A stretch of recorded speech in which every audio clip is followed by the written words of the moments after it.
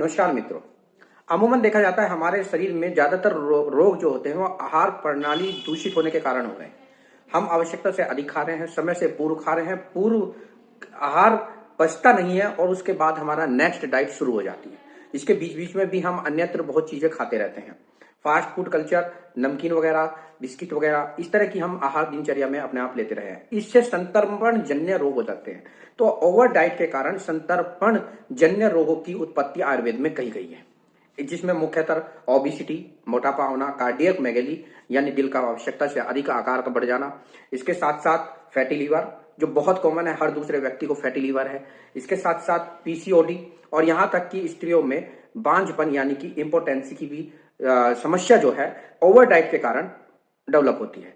बहुत पेशेंट्स ऐसे होते हैं जिसमें कोलेस्ट्रॉल डेवलप हो जाता है। कोलेस्ट्रॉल की मात्रा शरीर में जो आवश्यकता से अधिक हो जाती है, उसके कारण डायबिटीज भी क्रिएट हो जाता है। तो ऐसे बहुत रोग हैं जिनका मैंने उल्लेख किया है जो ओवर डाइट के कारण शुरू होते हैं। अमूमन हमारे देश के कल्चर में नाश्ते की और लंच की, इसकी दोनों की अलग अलग कल्पना नहीं थी। पहले हम प्रातः काल में ही भोजन का ग्रहण कर लेते थे, उसके बाद सायकाल में सूर्यास्त से पहले आहार को लिया जाता था।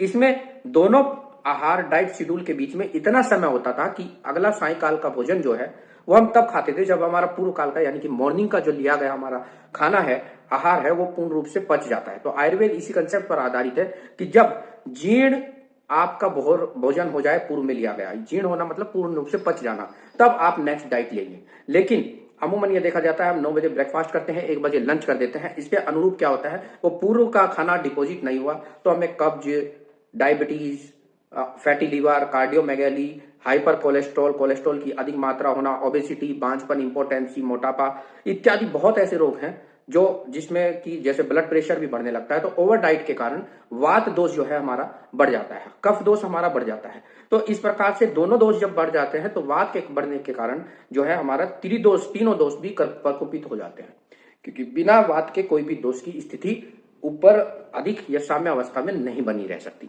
अगर दूषित वात है तो निश्चित रूप से आपका पित्त भी दूषित होगा और कफ भी दूषित होगा। तो ऐसी अवस्था में कम से कम आप इतना तो कर ही सकते हैं कि जो आपकी नाश्ते की कल्चर है और लंच की कल्चर है, उनको दोनों को सेपरेट मत कीजिए, उनको दोनों को एक कर लीजिए। यानी कि आप ब्रंच कैपेसिटी में मान के चलिए और नाश्ता हमेशा हैवी लीजिए, ताकि या नाश्ता नहीं ले रहे हैं तो आप जो आपका आहार है, पूरा डाइट है, संतुलित आहार है, वो आप मॉर्निंग आवर में लीजिए और उसको कम से कम 6 से 8 घंटे का टाइम दीजिए पचने के लिए। और ये तभी संभव है जब आप लंच को अवॉइड करें और ब्रेकफास्ट की जगह आप लंच को लें, जिसे हम ब्रंच भी कहते हैं। तो अमूमन प्रातःकाल आहार करने की कल्पना को साकार करिए और अपने परिवार में इस तरह की स्थिति पैदा कीजिए कि प्रातःकाल और सायकाल 2 ही बार आपको आहार दिया जाए। तो आहार का सेवन हमारे शरीर के लिए जितना आवश्यक होगा उतना ही आहार जो है आप ग्रहण कर पाएंगे। ओवर डाइट के कारण संतर्पण जन्य जो आयुर्वेद में योग हैं या रोग हैं, वो आप उनसे ग्रसित नहीं होगी। तो आहार कितना लेना चाहिए, आज की वीडियो इस पे थी। तो इस तरह की स्वास्थ्य से संबंधित जानकारी के लिए जुड़े रहिए चैनल से। आहार जब पूर्व काल का भोजन जीर्ण हो चुका हो यानी पच जाए, तब आप नेक्स्ट डाइट शेड्यूल अपना ग्रहण करें। धन्यवाद। आप सभी लोगों का अभिनंदन और स्वागत।